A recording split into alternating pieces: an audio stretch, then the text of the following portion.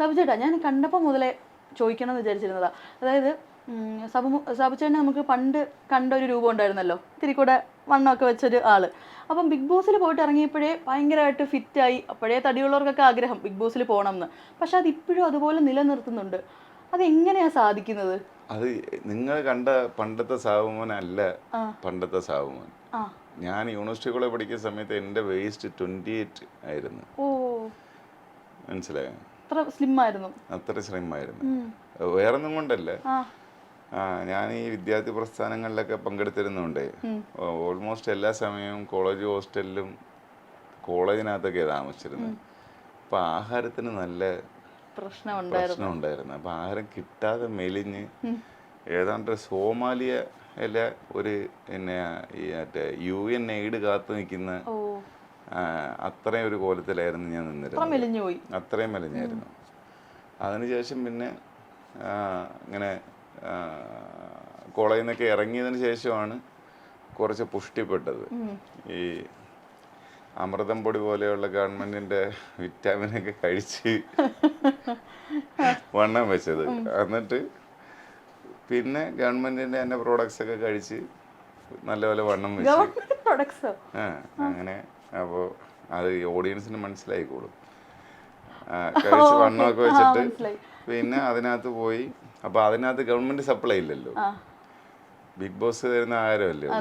അതിൽ ഞാൻ ഭയങ്കരമായിട്ട് മെലിഞ്ഞു. പിന്നെ അതിനകത്ത് ആഹാരത്തിന് കൊല അടിയായതുകൊണ്ട് എന്നാ പിന്നെ ഈ അടി ഉണ്ടാക്കുന്ന സാധനം വേണ്ടാന്ന് ഞാൻ തീരുമാനിച്ചു. കഴിക്കുന്നില്ലായിരുന്നു. ഞാൻ വളരെ കുറച്ച് കഴിക്കുകയുള്ളായിരുന്നു. കാരണം അതിൽ വിശപ്പുള്ള, എന്നെക്കാട്ടി വിശപ്പുള്ള ആളുകൾ, എനിക്ക് വിശപ്പ് ഹോൾഡ് ചെയ്യാൻ പറ്റും. എന്നെക്കാട്ടി വിശപ്പുള്ള ആളുകൾ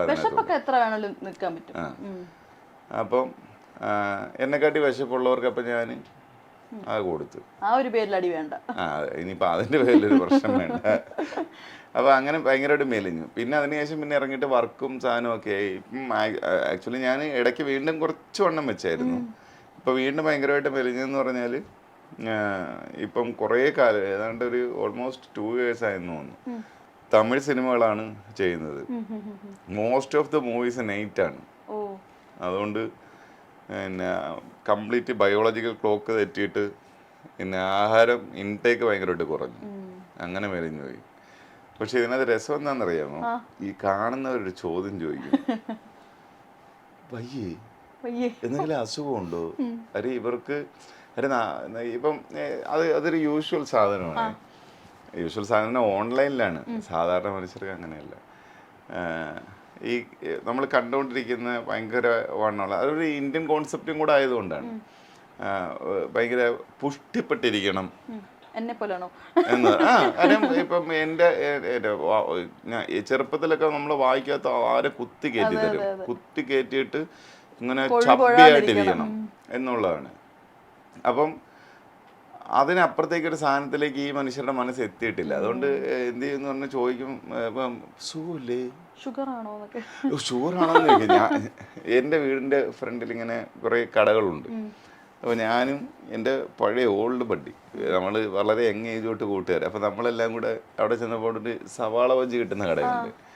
അപ്പോൾ അവിടെ നിന്ന് എണ്ണപ്പലഹാരം, അതും ഒരു ചായയും കൂടെ കുടിച്ചിങ്ങനെ സംസാരിച്ച് നിൽക്കുകയാണ്. അപ്പോൾ ഒരു കക്ഷി വന്നിട്ട് ചോദിച്ചു, ഷുഗർ അടിച്ചല്ലേ?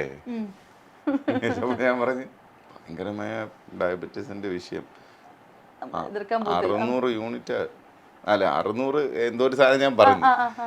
ഇത് ഷുഗർ കയറിയിരിക്കുന്ന 3 നേരം യൂണിറ്റ് കണക്ക് ഇൻസുലിൻ കയറ്റേ. സെയിം എനിക്ക് പുള്ളിക്ക് ഭയങ്കരമായിട്ട് കണക്റ്റായി. ഞാൻ ഭയങ്കര ബുദ്ധിമുട്ടല്ലേ പറഞ്ഞ, ഭയങ്കര ബുദ്ധിമുട്ടാണ്. പക്ഷെ ഇപ്പം മനസ്സിനൊരു സന്തോഷം തോന്നുന്നുണ്ട്. ഉണ്ട്, അത്രയും മതി എനിക്ക് എന്നുണ്ട്. പക്ഷെ പുള്ളിക്ക് മനസ്സിലായില്ല ഞാനിത് പുള്ളിയെ ട്രോൾ ചെയ്താണെന്ന്. പുള്ളി ഭയങ്കര സന്തോഷമായിട്ട് ഭയങ്കര ഹാപ്പി ആയിട്ട് പുള്ളി വീട്ടിൽ ചെന്ന് പറയായിരിക്കും, എന്നെ പോലെ പുള്ളിക്കുണ്ട് എന്ന്. നീ ഇമ്മാടെന്ന് എൻ്റെ അടുത്ത് പഞ്ചസാര തിന്നരുതെന്ന് പറഞ്ഞു കഴിഞ്ഞാൽ പുള്ളിക്ക് ഇതുണ്ടല്ലോ, പുള്ളി കല്ലുപോലെ അവിടെ നിന്ന് സവാള ബജ്ജി തിന്നോണ്ടിരിക്കുന്നത്. ഞാൻ ഒരെണ്ണം തിന്നുമ്പോഴാണ് നിനക്ക് വിഷയം എന്ന് പറയും. നമുക്ക് അത്രയേ ഉള്ളൂ. ആ പുള്ളിക്ക് ഒരു മനസ്സന്തോഷം, മനസ്സുഖം. ശരിക്കും ബിന്നി ഔട്ടായല്ലോ, പറഞ്ഞ ഔട്ടാക്കിപ്പിച്ചതാ. ഞാൻ ഒന്നും ചെയ്തിട്ടില്ല അതിനകത്ത്. അല്ല എനിക്ക് ചാത്തന്മാർ കൂടെ ഉണ്ട്, മനസ്സിലായോ? അപ്പൊ ആ ചാത്തന്മാർ ഇത് ചെയ്യും. അല്ല, ഞാനിത് എൻ്റെ സീസണിൽ തന്നെ തുറന്നു പറഞ്ഞിട്ടുണ്ട്. നിങ്ങൾക്ക് സംശയം ഉണ്ടെങ്കിൽ എന്തെങ്കിലും ഒരു ദിവസം അർച്ചനയോ രഞ്ജനയോ ഹരിദാസിനെയൊക്കെ ഇന്റർവ്യൂ ചെയ്ത് കഴിഞ്ഞാൽ അവർ പറഞ്ഞു തരും എൻ്റെ ചാത്തന്മാർ എങ്ങനെയാണ് വർക്ക് ആകുന്നത്. ദിയേടുത്തൊക്കെ ചോദിച്ചാൽ മതി. അവരൊക്കെ കണ്ടിട്ടുണ്ട് എൻ്റെ ചാത്തന്മാർ എങ്ങനെയാണ് ഓപ്പറേറ്റ് ആകുന്നത്. ചാത്തന്മാരുടെ കളിയോ? അങ്ങനൊരു സെറ്റപ്പ് ഉണ്ട്. ചുമ്മാ പറഞ്ഞാലും ശരിക്കും സാബു മോന് ചാത്തൻ സേവയോ എന്നൊക്കെ വന്ന് പറയും. അതൊന്നും എനിക്കറിഞ്ഞോളൂ. ഞാൻ പറഞ്ഞത് നടന്നോ ഇല്ലയോ? നടന്ന്. എന്റെ സീസണില് നിങ്ങൾ കണക്കെടുത്ത് നോക്കിയോ, എന്റെ ഓപ്പോസിറ്റ് കിടന്ന ആരും ഓപ്പോസിറ്റ് ഇരിക്കുന്നവർക്ക് വല്ല പ്രശ്നം വരുമോ?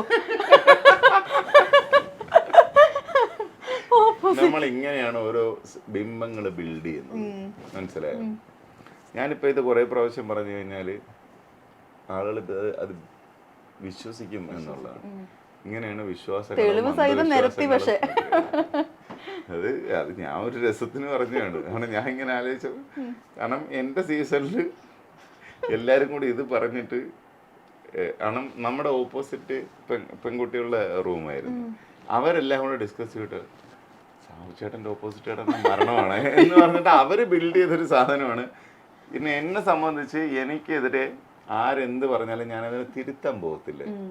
ഞാനതൊരു അവാർഡായിട്ട് അങ്ങ് എടുക്കും. അത് മോശം പറഞ്ഞാൽ അതെനിക്കൊരു അവാർഡാണ്, നല്ലത് പറഞ്ഞാൽ എനിക്കൊരു അവാർഡാണ്. അത് തെക്കേടത്തമ്മ അവാർഡ് എപ്പോഴും ഞാൻ വാങ്ങിക്കും. ഈ എന്താ പറയാ, ബിന്നി ഇങ്ങനെ പറയുന്ന സമയത്തെങ്കിലും ചേട്ടന് അറിയായിരുന്നോ, ലൈക്ക് ഓഡിയൻസിന് ഇതൊക്കെ വെച്ചിട്ട് പുള്ളിക്കാരി?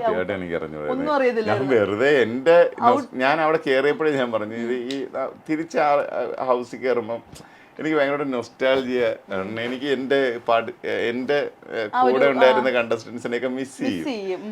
അപ്പൊ ഞാനിങ്ങനെ മൈൻഡ് ഒരു എന്താ പറയുന്നത്, ഒരു ഒഴുക്കാണ് ഓർമ്മകളുടെ നമ്മൾ അവിടെ ഇരിക്കുമ്പോൾ. അപ്പോൾ പിന്നെ അങ്ങനെ ഒരു മൊമെന്റിൽ ഞാൻ ആലോചിച്ചിട്ടോ ഇങ്ങനൊരു സാധനം ഉണ്ടല്ലോ എന്ന് പറഞ്ഞു. എന്നിട്ട് ഞാൻ രാവിലെ എണീറ്റ് ടീച്ചർ ആരായിരുന്നു എന്റെ ഓപ്പോസിറ്റ് കിടന്നത്? അത്രേ ഉള്ളു സംഭവം.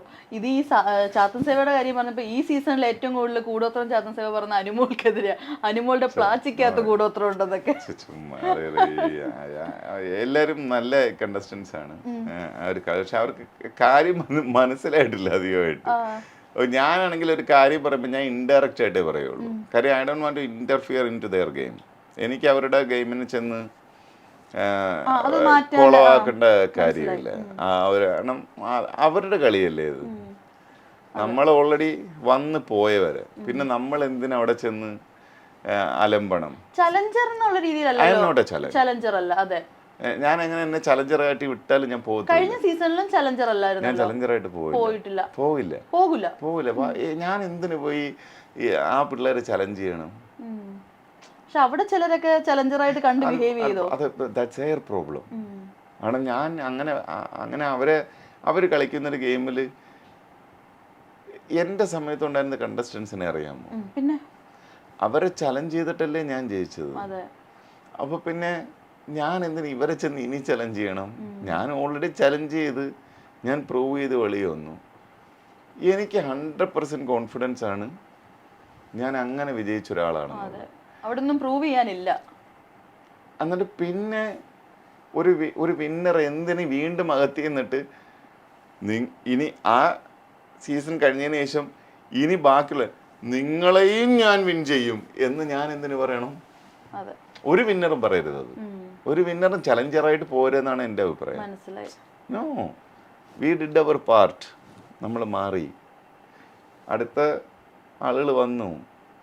നമ്മൾ എന്തിനു പോയി ചലഞ്ച് ചെയ്യണം? നമ്മൾ ഓൾറെഡി ആളുകളെ ചലഞ്ച് ചെയ്ത് വിൻ ചെയ്തില്ലേ? അതിനെക്കാട്ടി വലിയ ആളുകളാണോ ഈ വന്നിരിക്കുന്നത്? അതല്ല എന്ന് തന്നെ പറയും. ഓരോ സീസണിലും വന്നിട്ടുള്ള മനുഷ്യരുടെ മുകളിലോട്ടുള്ള ആളുകളല്ല വേറെ സീസണുകളിൽ വന്നിട്ടുള്ളൂ. സോ ചലഞ്ചറായിട്ട് വിന്നേഴ്സ് പോകരുത്.